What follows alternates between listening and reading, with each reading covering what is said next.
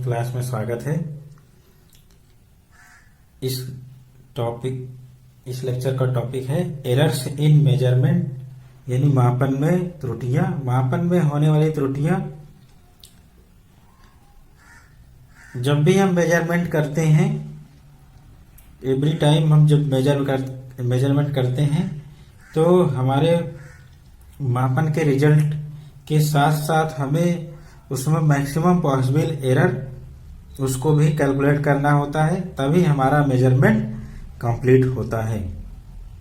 तो यानी हमारा मेजरमेंट तभी कंप्लीट होगा जब हम उस मेजरमेंट के साथ साथ उस मेजरमेंट में होने वाली मैक्सिमम पॉसिबल एरर का कैलकुलेशन करके उसके साथ हम एक रेंज में हम अपने रिजल्ट को देंगे। जैसे हमारे पास मेजरमेंट रिजल्ट x है और measurement maximum possible error delta x है, तो हमारा जो रिजल्ट है वो x plus minus delta x, यानी इसकी रेंज आ गई x minus delta x to x plus delta x। हमारा जो रिजल्ट है मेजरमेंट का वो x माइनस डेल्टा x से x प्लस डेल्टा x तक वेरी कर सकता है। अनसर्टेनिटी इन मेजरमेंट, मापन में अनिश्चितता। मापन में अनिश्चितता इस तरह समझ सकते हैं, हमें किसी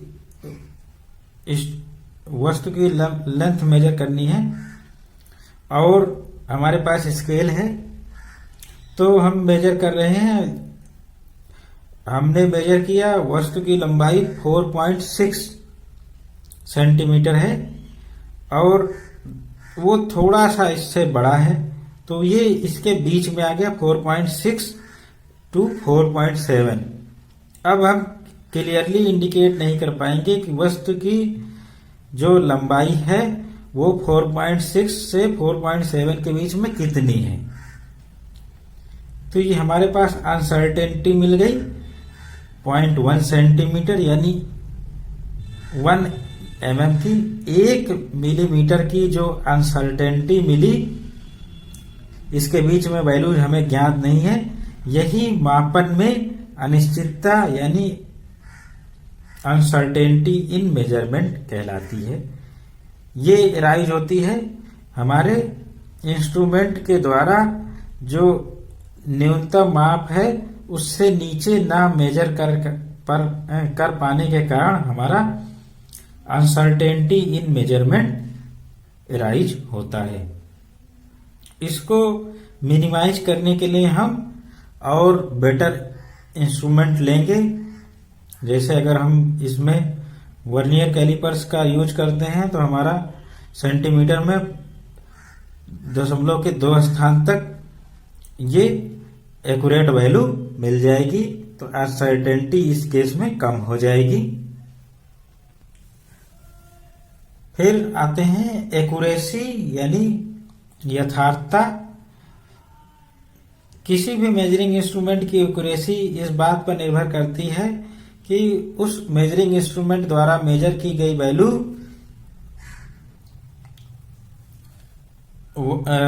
रियल वैल्यू के कितना नजदीक है। यानी किसी मेजरिंग इंस्ट्रूमेंट की एक्यूरेसी वह माप है जिससे हमें पता चलता है कि वो जो हमने मेजर किया हुआ है उस यंत्र के द्वारा रियल वैल्यू यानी वास्तविक मान के कितना नजदीक है, वही एक्यूरेसी कहलाती है। फिर आता है सूक्ष्मता, प्रिसिशन। सूक्ष्मता लीस्ट काउंट पर निर्भर करती है, इनवर्सली प्रोपोर्शनल होती है। Precision is inversely proportional to least count. किसी वस्तु का मेजरिंग इंस्ट्रूमेंट का लीस्ट काउंट जितना कम होगा उसकी सूक्ष्मता यानी प्रिसिशन उतना ही हाई होगा। अब आते हैं एरर्स इन मेजरमेंट, मापन में त्रुटियां। मापन में जो विभिन्न प्रकार की त्रुटियां होती हैं उनको 2 समूहों में बांटा गया है। पहला क्रमबद्ध त्रुटियां, systematic error. Systematic errors measurement में ऐसी एरर्स होती हैं जो नोन रीजन यानी ज्ञात कारणों से उत्पन्न होती हैं और इन पर हम एक्सपेरिमेंटलिस्ट यानी प्रयोगकर्ता का कंट्रोल नियंत्रण होता है। तो ऐसी एरर्स जो नोन रीजन से होती हैं और इनको कंट्रोल कर सकते हैं सिस्टमैटिक एरर्स कहलाती हैं। दूसरी एरर्स हैं रैंडम एरर, अनियमित त्रुटियां। ये अननोन रीजन से होती हैं यानी अज्ञात कारणों से होती हैं और इन पे हम कंट्रोल नहीं कर सकते क्योंकि ये अचानक ही उत्पन्न हो जाती हैं ड्यूरिंग एक्सपेरिमेंट और ड्यूरिंग मेजरमेंट। तो हम इनकी ना तो भविष्यवाणी कर सकते हैं ना ही इनको अधिकतर केसेस में रिमूव कर सकते हैं। तो आते हैं पहले क्रमबद्ध त्रुटियां, सिस्टमैटिक एरर्स। ये ऐसी त्रुटियां हैं जिनके बारे में एक्सपेरिमेंटलिस्ट को इसका ज्ञान। तो क्रमबद्ध त्रुटियां ऐसी होती हैं जो नोन रीजन से होती हैं और इनको एक्सपेरिमेंट के दौरान हम या एक्सपेरिमेंट के पहले ही रिमूव कर सकते हैं। कुछ क्रमबद्ध त्रुटियां इस प्रकार हैं। क्रमबद्ध त्रुटियां हम लिखेंगे, ये सेट है। पहली क्रमबद्ध त्रुटि है स्थिर त्रुटि, कांस्टेंट एरर।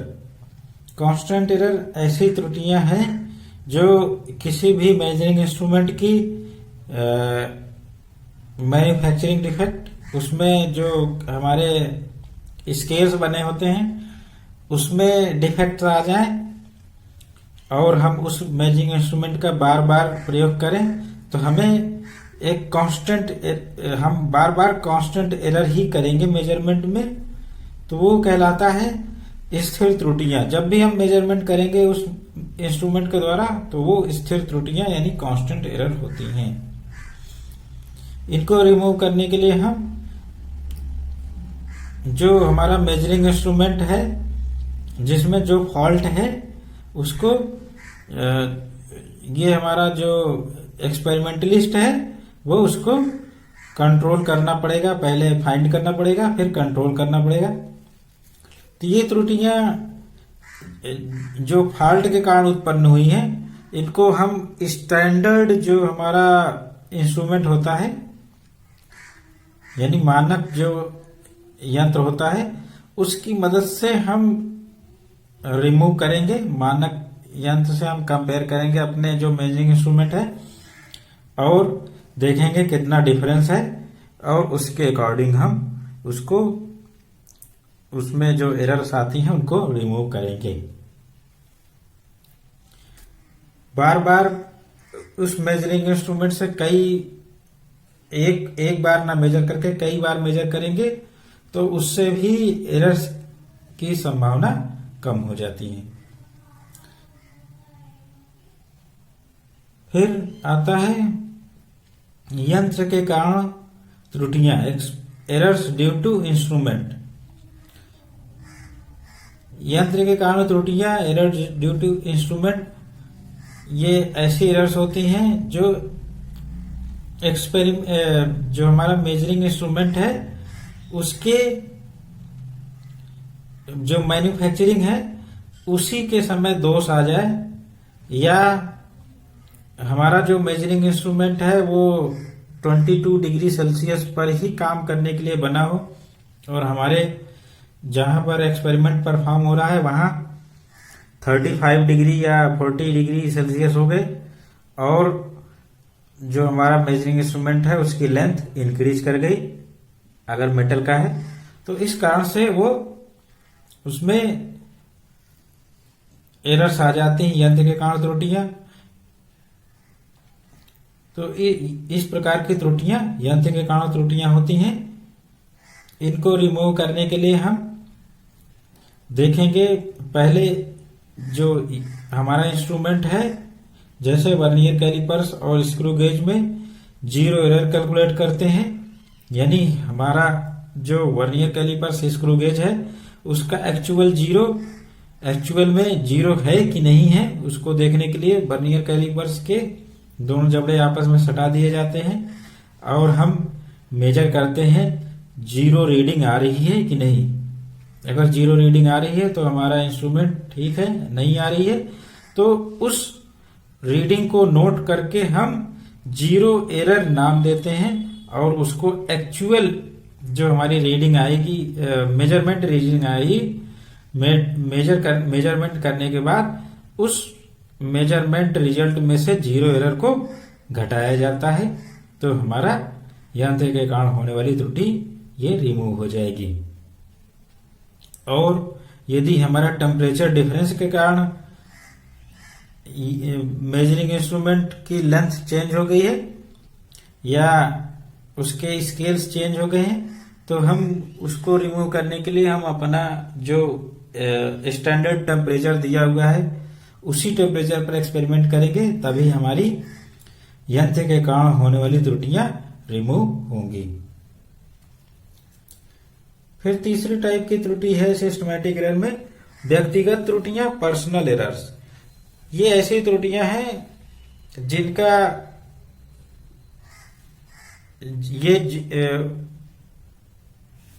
आती हैं जो मेजरिंग करने वाला एक्सपेरिमेंटलिस्ट है, प्रयोग करता है, उसके कारण आती हैं। अगर कोई भी पर्सन है जो मेजरमेंट करता है उसकी असावधानी के कारण ये उत्पन्न हो जाती हैं तो व्यक्तिगत त्रुटियां कहलाती हैं। इनका मेजरिंग इंस्ट्रूमेंट से कोई लेना देना नहीं होता। इसके लिए व्यक्तिगत त्रुटियां चूंकि व्यक्ति के कारण हो रही हैं तो इनको रिमूव भी व्यक्ति के कारण ही होगी। कैसे? हम उस जो पर्सन है, एक्सपेरिमेंटलिस्ट है, उसको यंत्र के बारे में सारी जानकारियां देकर और बार बार वो प्रयोग करने से जब निपुण हो जाएगा, सही तरीके से रीडिंग करना शुरू कर देगा, मेजरमेंट करना शुरू करेगा, तो हमारी जो व्यक्तिगत त्रुटियां हैं उनको मिनिमाइज या कम किया जा सकता है। और साथ ही साथ जो मेजरिंग इंस्ट्रूमेंट के साथ हमारी प्रिकॉशंस होती हैं, सावधानियां होती हैं, उनको भी ध्यान में रखकर हम व्यक्तिगत एरर को यानी पर्सनल एरर्स को रिमूव कर सकते हैं या इनको मिनिमाइज कर सकते हैं। चौथी टाइप की एरर है सिस्टमैटिक एरर, बाह्य कारकों से उत्पन्न होने वाली त्रुटियां, errors due to external reasons. ये एरर्स आती हैं हमारा मेजरमेंट करते समय अगर हमारी लैब में टेम्परेचर, प्रेशर, ह्यूमिडिटी या वेलोसिटी ऑफ एयर इत्यादि में परिवर्तन होता है तो इन जो एक्सटर्नल फैक्टर्स हैं इनके कारण हमारी त्रुटियां एक्सपेरिमेंट के दौरान आ जाती हैं यानी मेजरमेंट के दौरान आ जाती हैं और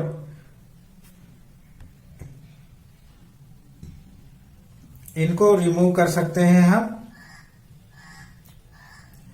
हमारे जो एक्सटर्नल फैक्टर्स हैं इनको कंट्रोल करके हम बाह्य कारणों से उत्पन्न होने वाली त्रुटियों को काफी हद तक मिनिमाइज कर सकते हैं या दूर कर सकते हैं। तो इस प्रकार से सिस्टमैटिक एरर्स ये 4 प्रकार की हो गई लगभग। Constant errors, errors due to instrument, personal error and errors due to external factors. फिर आते हैं हम रैंडम एरर्स यानी अनियमित त्रुटियों। रैंडम एरर यानी ऐसी त्रुटियां जो एक्सपेरिमेंट के दौरान अचानक से आ जाती हैं, जिनका हमें पहले से कोई ज्ञान नहीं होता। ये एक्सपेरिमेंट के दौरान अचानक से ही उत्पन्न हो जाती हैं। जैसे एक्सपेरिमेंट के दौरान टेम्परेचर, प्रेशर, ह्यूमिडिटी या सप्लाई ऑफ इलेक्ट्रिसिटी फ्लक्चुएशंस इत्यादि रीजन्स आ जाए तो उनके कारण हमारे मेजरमेंट रिजल्ट में या मेजरमेंट में एरर्स आ सकती हैं। तो ये एरर्स रैंडम एरर यानी अनियमित त्रुटियां होती हैं, जिनके बारे में हमें एक्सपेरिमेंट से करने से पहले कोई जानकारी नहीं रहती है। ये एक्सपेरिमेंट करने के दौरान यानी मेजरमेंट करने के दौरान उत्पन्न होती हैं अचानक से। इनका काफी केसेस में एक्सपेरिमेंटलिस्ट को ज्ञान भी नहीं होता और फिर ये अपने आप ही रिमूव हो सकती हैं या कॉन्स्टेंटली बनी रह सकती हैं। तो इस प्रकार की त्रुटियां रैंडम एरर्स हैं। हम इनकी भविष्यवाणी नहीं कर सकते। इनको रिमूव करने के लिए हम मेजरमेंट को कई बार परफॉर्म कर सकते हैं और उनकी जो मीन वैल्यू है उनको लेके हम इन एरर्स को, रैंडम एरर्स को काफी कम कर सकते हैं। जब हमारे पास मीन वैल्यू होगी तो रिजल्ट में जो एरर होगी वो मिनिमम होगी। तो ये इस हमारी एरर्स इन मेजरमेंट है, systematic errors and random errors. ये दो सेट में डिवाइडेड है। सिस्टमैटिक एरर ऐसी त्रुटियां जिनके बारे में हमें पहले से जानकारी मिल जाती है और रैंडम एरर ऐसी त्रुटियां जिनके बारे में हमें पहले से कोई जानकारी नहीं मिलती है। ये एक्सपेरिमेंट के दौरान ही उत्पन्न होती हैं। तो ये हो गया हमारा एरर्स इन मेजरमेंट। आज के क्लास में इतना ही।